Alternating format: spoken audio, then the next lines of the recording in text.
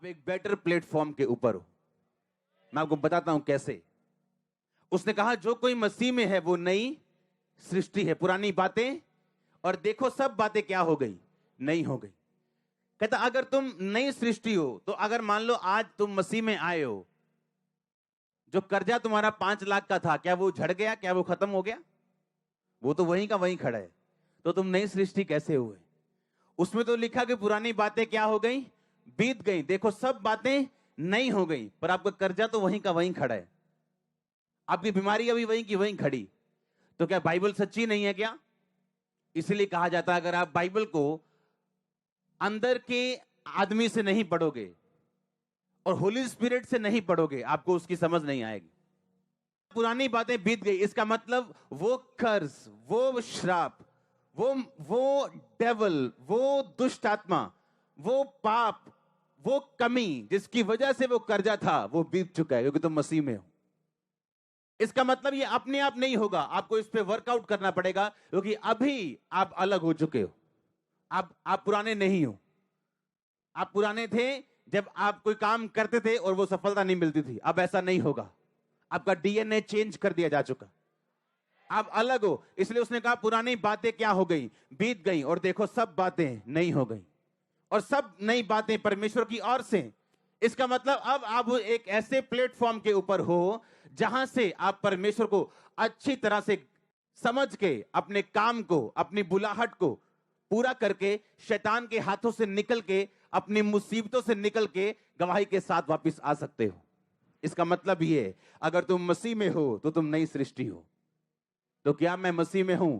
क्या आप मसीह में हैं? ये हमारा दिल जानता है। आप चर्च के मेंबर है, इसका मतलब ये नहीं आप मसीह में हैं। या किसी ने कोई गा रहा है, इसका मतलब ये नहीं वो मसीह में है। या कोई प्रचार कर रहा है, इसका मतलब ये नहीं वो मसीह में है। आपका दिल जानता है आप मसीह में हो या नहीं। आप नई सृष्टि हो। आपकी मेहनत अब व्यर्थ नहीं जाएगी। अब आप उस कर्ज को तोड़ सकते हो, बैड लक को तोड़ सकते हो, डिसअपॉइंटमेंट को, उस निराशा को आप ब्रेक करके अब आगे जा सकते हो। अब आप बेटर प्लेटफॉर्म के ऊपर खड़े हो। अब आगे आपने सिर्फ काम करना है। आमीन। और ये कौन बताता है आपको? होली स्पिरिट। आपका बेटा बिगड़ रहा है, आपको मालूम है ये बिगड़ रहा है, और अगर आप नई सृष्टि हो, आप उस बिगड़े बेटे को अपनी प्रार्थना में रखोगे। आपका प्रेयर पॉइंट होगा वो। आपकी लाइफ की कमजोरियां, आपकी लाइफ की जरूरतें और हर वो चीज जो परमेश्वर आपसे उस बेटर प्लेटफॉर्म से करवाना चाहता है आपको आगे बढ़ाने के लिए, आपका वो प्रेयर पॉइंट होगा। आपको मालूम है आपके घर में एक ही कमरा है, आपके पास प्रार्थना करने के लिए अलग कमरा नहीं। क्या ये आपका प्रार्थना का विषय है या नहीं? अगर ये प्रार्थना का विषय नहीं है तो आप बेटर प्लेटफॉर्म पे खड़े हो पर आगे कुछ नहीं कर रहे हो।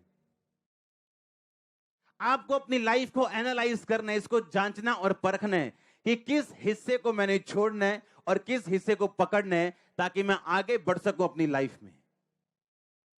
और वो प्रार्थना का पॉइंट आपकी लाइफ में आपकी बाइबल के पीछे लिखा होना चाहिए, और उसके साथ कौन सा वचन है वो भी आपकी बाइबल के पीछे लिखा होना चाहिए। भजन संहिता में लिखा हुआ है, तुझे दीर्घ आयु से तृप्त करूंगा और अपने किए हुए उद्धार को दिखाऊंगा। अपना उद्धार दिखाने का मतलब तेरी फैमिली सेव्ड होगी, तेरी फैमिली हील्ड होगी, तेरा बिजनेस ब्लेस होगा। हाँ, वो लोग बैप्टाइज्ड होंगे, होली स्पिरिट से भरे हुए होंगे, तेरे दुश्मन तुझसे हारे हुए होंगे, चारों दिशाओं में तू फलवंत होगा। कहता मैं उद्धार दिखाऊंगा। अब ये क्या है? मेरा प्रेयर पॉइंट। इसलिए बाइबल कहती तेरा पिता तेरे मांगने से पहले जानता तुझे क्या चाहिए, लेकिन वो देता कब है? जब तू मांगता है। मांगो तो दिया। तो क्या आपको ये मालूम है आपको मांगना क्या है?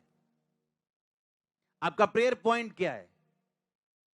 आज जो आपकी रियल प्रार्थना की जरूरत है, जिस विषय में आपको करनी है, 90% आप भूलते हो जब आप प्रार्थना करने वक्त बैठते हो, क्योंकि ये एक काम है। अगर अपना काम आप परफेक्ट तरीके से नहीं करोगे, आपका रिजल्ट परफेक्ट नहीं होगा। आप बेटर प्लेटफॉर्म के ऊपर हैं, इसमें कोई शक नहीं, लेकिन उसके बाद काम क्या? काम ये आपने अपने प्रेयर पॉइंट्स को ढूंढना है। आमीन। वो आपको रियलाइज होगा आपकी डेली लाइफ में, क्योंकि ये आप वर्कआउट कर रहे हो। आप एक ऐसी पब्लिक की तरह नहीं हो कि जो सिर्फ ऊपर देख रही है और परमेश्वर कह रहा है कि मैंने सारे अधिकार कलीसिया को दिए। एक बंदा परमेश्वर से बात कर रहा है, खुदा का दास, और शैतान आके बीच में शोर मचा रहा है, उसको बात सुननी बंद हुई और वो अंदर से गुस्सा कर रहा है कि खुदावन तू इसे दूर क्यों नहीं करता। और जब कुछ नहीं हुआ, खुदावन ने कुछ नहीं किया, तो अंदर से गुस्सा होकर शैतान को बोलता है, शैतान भाग जा यहां से, और वो चला गया। यीशु मसीह की बात सुननी शुरू हो गई और यीशु मसीह से पूछा, प्रभु तूने उसे दूर क्यों नहीं किया। प्रभु ने कहा, मैंने अपने अधिकार कलीसिया को दिए, अब मैंने दूर नहीं करना, तुमने करना है। आमीन। अब आपने करना है, और जिस विषय पे आप काम करेंगे वो विषय